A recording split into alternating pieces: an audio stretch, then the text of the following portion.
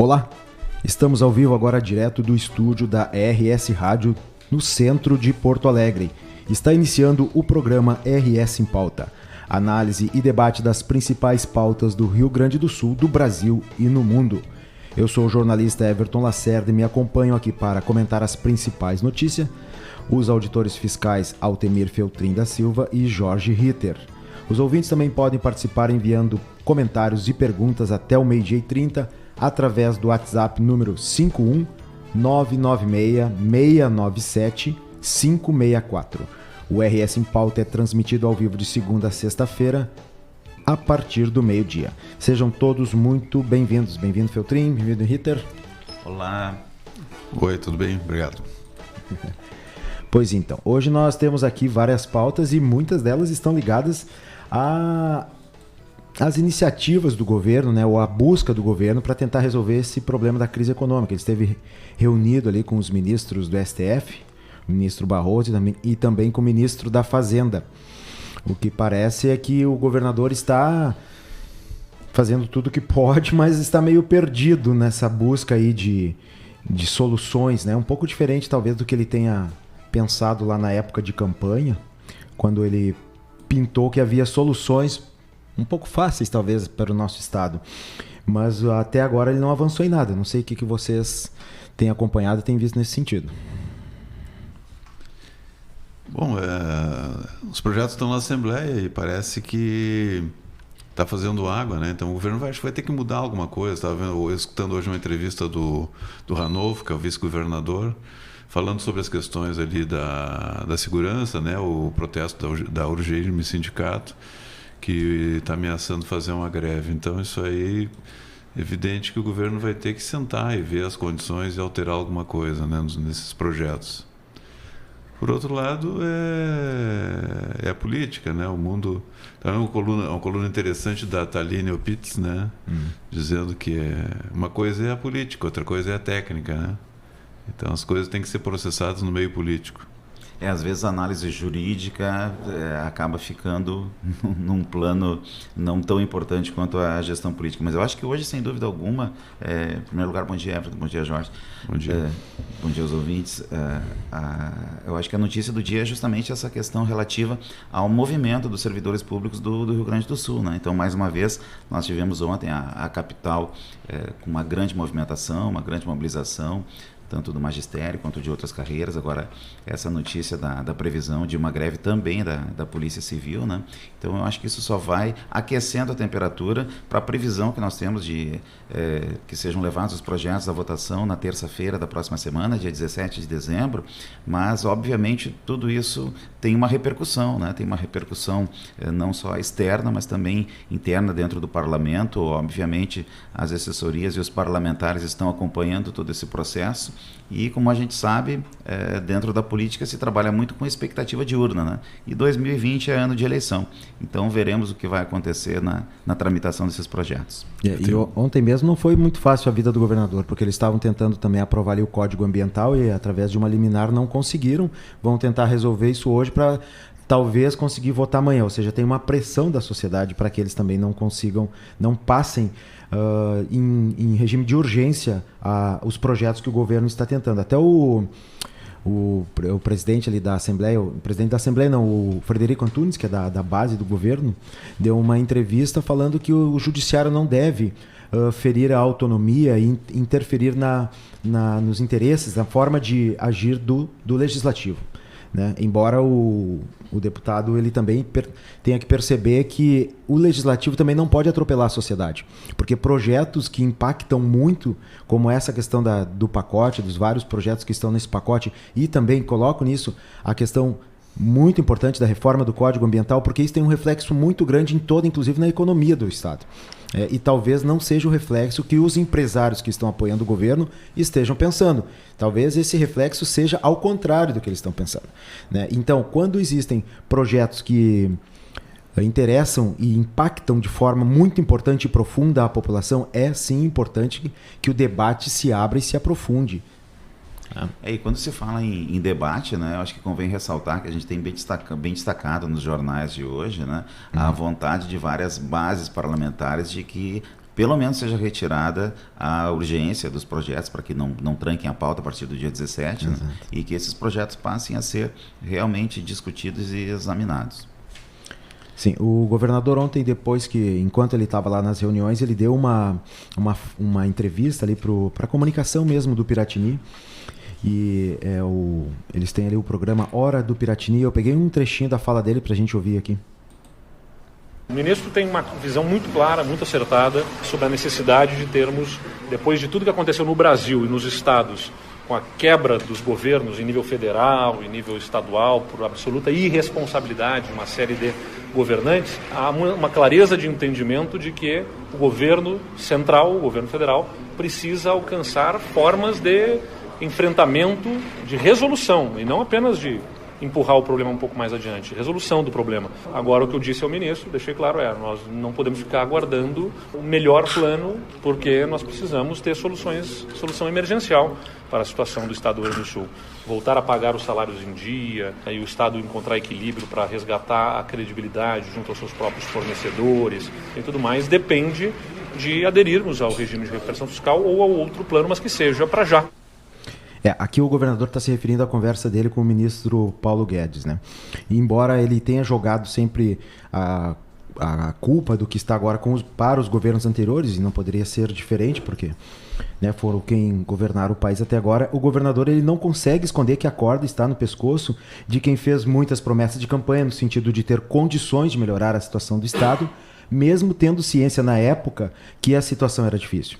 Mas essa situação que o governador está não chega sequer aos pés de quão difícil está a situação de milhares de famílias de trabalhadores e servidores públicos aqui do Estado que chegam a mais um final de ano com a incerteza do que está por vir, né? Com salários atrasados e parcelados, contas vencendo, compromissos diversos a serem saldados. Então, se o governador ele está preocupado, mas pelo menos acredito que o salário dele esteja em dia, né? E não esteja parcelado. Ontem teve uma votação bem enigmática na Assembleia, que é a questão dos honorários dos procuradores, né? Que foi uma votação 47-0 pelo não pagamento dos honorários aos procuradores do Estado. Isso revela também uma questão da desigualdade que tem no Estado, né? A diferença entre o salário máximo e o salário do professor, por exemplo, né? Que está numa das resistências que as bancadas têm é com relação à educação, ao salário do professor, né? Por outro lado, tu tem um mercado de trabalho, né? Que é um advogado do Estado. Qual é a diferença entre um advogado do Estado e um advogado de uma banca privada? Né? Uma banca privada não tem teto, ele pode ganhar muito mais do que o salário de um procurador do Estado, né? Então todas essas questões estão à baila, quer dizer, a questão da desigualdade que tem entre o salário do servidor reflete uma desigualdade social, né, muito grande. Saíram dados anteontem, né, do aumento da desigualdade no Brasil, do 1% da camada da população que detém 20% da renda ou mais, né? Sim, mas pelo menos, ao que me parece, Jorge, dos pontos positivos dessa reunião lá do governador, ali com o ministro do STF, foi no sentido de encaminhar pela criminalização da dívida de impostos, né, da sonegação de impostos. Da inadimplência, né? Da inadimplência, que é o caso da empresa que declara e não paga, né? No caso das empresas que fazem isso com a contribuição do INSS, né, da contribuição da Previdência, é crime tu recolher Enquadra como apropriação indébita. Apropriação indébita, isso é previsto como crime. No ICMS não, as empresas iam declarando e não pagando, né? E lá adiante a empresa fecha e aquele estoque de dívida fica para trás, né? Agora não, se for julgado, né, se o Supremo definir assim, passa a ser crime, né? Uhum. Um estoque que fica para trás, que deixa de entrar nos cofres do Estado, mas que saiu do bolso do consumidor, né? Porque o consumidor, ele na hora de comprar o produto, ele... É verdade, e aí acaba se transformando numa verdadeira bola de neve, né, que nos faz hoje termos no Estado aí um estoque de dívida de mais de 30 bilhões de reais, né? Obviamente, grande parte desse valor sem possibilidade de ser buscada, por mais que os agentes públicos procurem se utilizar do processo legal para a busca desses recursos. Às vezes realmente a empresa já fechou há muito tempo, já não existe mais nenhum bem no nome, né, dos responsáveis, e a cobrança acaba ficando inviabilizada. Então a gente acaba ficando com uma informação distorcida. Parece que o Rio Grande do Sul tem um grande crédito, mas boa parte dele é absolutamente impossível de ser recuperado. E dentro dessa questão da inadimplência, tem um volume muito grande de recursos. Eu calculo aí de 100 a 200 milhões por mês. Isso já faz parte do planejamento tributário de algumas empresas, declarar e não pagar, né? Uhum. Porque no futuro essa empresa vai ser desconstituída, vai mudar o proprietário e tal, e ela vai ser reconstituída sobre outro nome, com o nome de outras pessoas, né? E a dívida fica para trás. Sim, é uma jogada, né? Uma jogada para evitar o pagamento dos tributos devidos. Mas agora há pouco também, estava vendo aqui nos jornais, no Jornal do Comércio, que a previsão é de que a safra de soja, né, ela tenha um bom resultado. E a mesma Farsul, que já declarou apoio ao governador, apoio ao pacote. Né? Mas aí eu pergunto, Jorge, eu queria que vocês explicassem talvez para os nossos ouvintes e para quem nos acompanha aqui na live do Facebook, como é que funciona essa questão, por exemplo, quando o mercado da soja ele cresce e o mercado ou o próprio governo ele festeja isso, né? Qual é o retorno que isso traz para o Estado, não só para o produtor rural, digamos, mas para o Estado de uma forma geral, para investimentos, né, em serviços? Essa é uma pauta boa, né? O valor bruto da pecuária vai ficar em 36 bilhões agora em 2019, né? Com a perspectiva de crescer para 2020. Uhum. Claro, a maioria disso é soja, né? São 35 milhões de toneladas. Isso movimenta toda a economia gaúcha, embora em termos de arrecadação, né, o setor público não pague muito, o setor agro não pague muito imposto, mas ele faz girar toda uma economia que gira em torno do agronegócio, que é a nossa especialidade. Na pecuária, o valor bruto é 11% maior em relação a 2018. Então tem uma alta aí de 16% no preço da arroba do boi, que está causando isso. Não é o problema do aumento da carne em função do mercado externo, exportando mais, mas entra renda aqui para o nosso produtor, né? Evidentemente que essa renda ela precisa circular na economia, né? Então, outra notícia relacionada a isso é que o PIB de janeiro a setembro está com uma alta de 2,7% aqui no estado. Então, existe uma perspectiva boa para isso aí repercutir na arrecadação do estado e melhorar um pouco a situação, né? Uhum. São os esperados bons ventos na economia, né? Que a gente já há vários anos vem aí pedalando, esperando que o país e especialmente o estado do Rio Grande do Sul possam ter uma certa recuperação em sua economia, e que isso vai ser bom para todos, né? E a nossa visão crítica em relação aos projetos que estão na Assembleia Legislativa hoje, e que preparam aí mudanças drásticas, né, para todo o funcionalismo estadual, são exatamente em relação a isso, né? Porque a partir do momento que se fala em economizar, nas palavras do governo, né, economizar 25 bilhões em 10 anos com a aprovação desses projetos, são 25 bilhões que saem da economia gaúcha, né? Porque a grande massa a grande massa desses valores que são recebidos pelos servidores acabam vindo para o consumo, e a partir do momento que esses valores não ingressarem na economia, eles serão retirados do processo de consumo e deixarão de gerar tributos para o próprio Estado. Uhum. E quando se fala em salário de servidores, né, basicamente nós estamos falando de uma grande massa de salários que são gastos, a maior parte, no consumo. Sem dúvida alguma.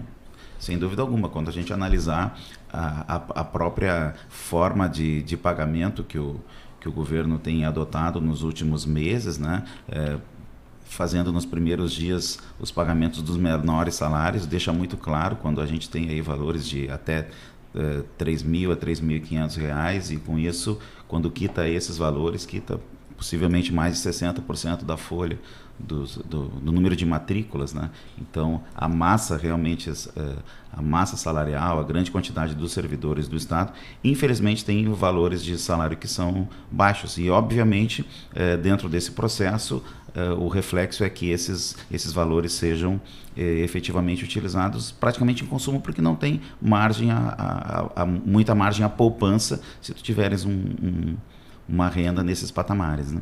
Sim. Hoje de manhã eu estava vindo para cá e eu vim com o Uber e o senhor que estava na direção vinha demonstrando essa preocupação, principalmente agora com a chegada do final de ano, se as categorias realmente pararem, né? Como o pessoal da polícia tá com esse indicativo. E então existe essa preocupação, mesmo de quem não é servidor público, de que o serviço público pare. Isso demonstra que as pessoas percebem a importância do serviço público, né? Porque o Estado, não só o Estado do Rio Grande do Sul, mas qualquer Estado, a principal prestação dele é no serviço, né? Por isso ele tem também um gasto maior com os servidores públicos. Isso com qualquer empresa também que trabalhe na área de serviço e não na área de venda de produtos, ele vai ter um gasto maior com servidores. Quando para, por exemplo, a educação, o pessoal da educação para, quem sofre é a população, atrasos, né? O calendário escolar se prolonga, as famílias não sabem se vão poder sair de férias agora, muda o planejamento familiar também, pais que trabalham fora e que precisam que seus filhos estejam na escola, ou com quem vai deixar esses filhos. Existe todo um planejamento, e esse planejamento ele é essencial para que famílias, principalmente de baixa renda, consigam se organizar, né? Quem tem renda baixa tem maior dificuldade de trabalhar com o novo, com alguma coisa que sai daquele planejamento. Então eu só queria trazer esse comentário de que veio do motorista do Uber hoje, essa preocupação. Então eu acho que a população, de uma forma geral, também pode estar bastante preocupada. Quem já se deu conta com o que está acontecendo agora, pode e talvez deva estar preocupada mesmo, né? Sem dúvida alguma, a precarização do serviço público ela acaba sendo muito mais prejudicial às camadas de baixa renda da população, que são quem efetivamente mais precisa do serviço público, né? Quem tem um bom potencial econômico vai possivelmente, se tiver condições, colocar o filho para estudar em escola privada, vai ter segurança no condomínio, né? Mas a população mais carente efetivamente depende de forma muito mais direta do serviço público em si. Eu acho que o importante é como transparece para a população o Estado, né? Quando a segurança fala em parar, as pessoas se dão conta da presença do Estado, né? A questão da educação também. Então, enfim, muitas vezes a população não valoriza, né? Não enxerga o Estado, né? Só enxerga quando existe ameaça do Estado sair ou de ter uma greve, né? Uhum. Pois então, Jorge, uma das coisas que o governador está apostando bastante, inclusive estava no áudio que a gente rodou agora há pouco, é no regime de recuperação fiscal, ele diz, ou em algum outro projeto, mas que seja rápido e que seja imediato. Como é que está essa questão do regime de recuperação fiscal? Eu queria trazer outra reflexão assim também. O Estado, pelo fato de estar muito vinculado na agricultura, ele perdeu indústria, é um estado exportador, mas a indústria patinou, então a gente está muito na produção pecuária, né? É um estado que se estruturou muito cedo, então tem um serviço público, tem um número de nativos muito alto, então ele precisa, nesse momento, do regime de recuperação fiscal, mas não no modo draconiano. A União precisa reconhecer que o estado do Rio Grande do Sul é um estado exportador, né? Que foi penalizado pela Lei Candir, que teve uma contribuição muito grande nisso aí para o Estado, para a União fazer divisas internacionais. Então, isso tem que ser visto também, né? Não adianta o governo aderir ao RRF nos moldes draconianos que reduzam a nossa capacidade de investimento, né? Tem que ter uma sensibilidade da União de reconhecer o esforço que o Rio Grande tem feito ao longo dos anos para manter a pauta do Brasil, né, no exterior. E não é pequena a cota de sacrifício, né? A gente fala em relação à Lei Candir, aí perdas estimadas aí de quase aproximadamente 4 bilhões por ano. Por ano, então isso realmente não é pouca coisa. E não é só a Lei Candir, né? Nós temos uma contribuição muito grande com o Brasil nos fundos, né? No que vai de imposto aqui para o Fundo de Participação dos Estados, Fundo de Participação dos Municípios, o que vai de imposto de renda, IPI para isso aí, de imposto pago aqui, né? Que vão para os estados. Tá certo, são estados mais pobres, mas sai muito daqui e a situação fiscal do estado é a pior, uma das piores do Brasil, né? Então isso tem que ser considerado, né? A contribuição que o estado tem dado ao longo dos anos. Agora mesmo nesse mega leilão do pré-sal, qual era o critério? Era o critério da Lei Candir. E o critério da Lei Candir é o estado que exporta produtos primários semi-elaborados. O que aconteceu? Né? Como os outros estados têm maioria, eles colocaram o critério de só 1/3 pela perda da Lei Candir. O resto jogaram para o FPE, que é o FPE, que é um índice que o estado aqui tem menos de 2%. Né? Então, sempre o Estado acaba perdendo em relação ao equilíbrio federativo, né? Na distribuição de recursos. O Estado tem carregado o piano nas costas. E o Estado está através de uma liminar, ele não tem pago, né, parcelas da dívida, mas eu acho que já apostando nessa questão de conseguir fazer esse acordo com o governo federal. Na verdade, já há mais de 2 anos o Estado não paga a sua parcela da dívida. Mas eu queria fazer uma outra abordagem que tu fizeste um comentário em relação à questão ambiental, né? E nos parece assim que o Palácio Piratini cada vez mais está num acúmulo de problemas, né? Eu estava lendo aqui sobre a questão relativa ao Cais Mauá, que ele perde mais um embate, né? Em relação à questão do Cais Mauá. Essa questão não está sendo resolvida de forma consensual, está em discussão judicial, e isso cada vez mais atrasa a expectativa da população de ter a possibilidade de aproveitar um espaço revitalizado no Cais Mauá, que a gente, quando viaja e tem oportunidade de apreciar em outros locais situações similares a que nós temos aqui em Porto Alegre, com uma orla tão maravilhosa aí, né? Esse espaço do Cais do Porto, certamente, se bem aproveitado, vai agregar muito de positivo para a população de Porto Alegre e de todo o estado que circula por aqui, né? Esse aspecto de ver uma reunião lá em Belém do Pará, o Cais do Porto lá, é uma maravilha, né? Verdade, similar, né? O espaço é similar ao que nós temos aqui. E lá tem restaurantes, bares funcionando na beira do rio ali. É muito bonito.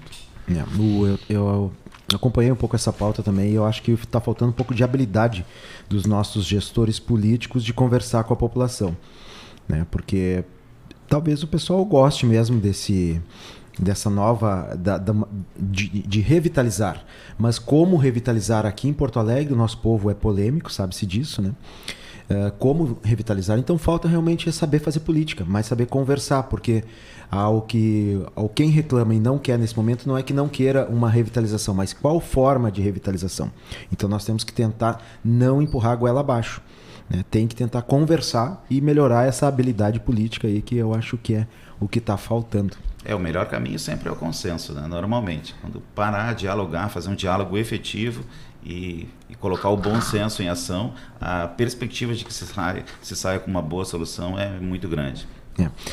Porque senão, se nós vamos ficar naquela linha de xingamentos, a gente acaba tendo sempre o contra e o a favor, né? O fluxo e o refluxo, a ação e a reação, né? Olha, quando o Bolsonaro chamou a Greta de pirralha, né? Ele ficou atucanado com o que ela falou da questão das queimadas e da proteção e ele chama ela de pirralha. Aí ela pega e coloca numa rede internacional de seguidores dela, simplesmente troca bio e coloca pirralha. Tá bom, pessoal, acho que a gente está encerrando já aqui o nosso programa. Só um comentário ainda sobre a questão da desigualdade, né? Tô falando aqui um comentário do Pedro Ernesto Denardim, né? O Luan, o André e o Tardelli ganham, somando os salários, a 3 milhões por mês. E não estão jogando nada, né? Não estão mostrando o resultado, né? Eu gostei muito do comentário dele, porque o clube de futebol não tem o que fazer, né? Tá no contrato, tem que pagar. Se o jogador joga ou não, o que o clube vai fazer, né? Está previsto no contrato, ele tem que pagar. No máximo não renovar, talvez. Então tá bom, muito obrigado pela participação de vocês aqui no programa. Obrigado. Então tá, nosso programa vai ficando por aqui. Quero agradecer também a participação dos ouvintes. A reprise do programa estará disponível no site da RS Rádio.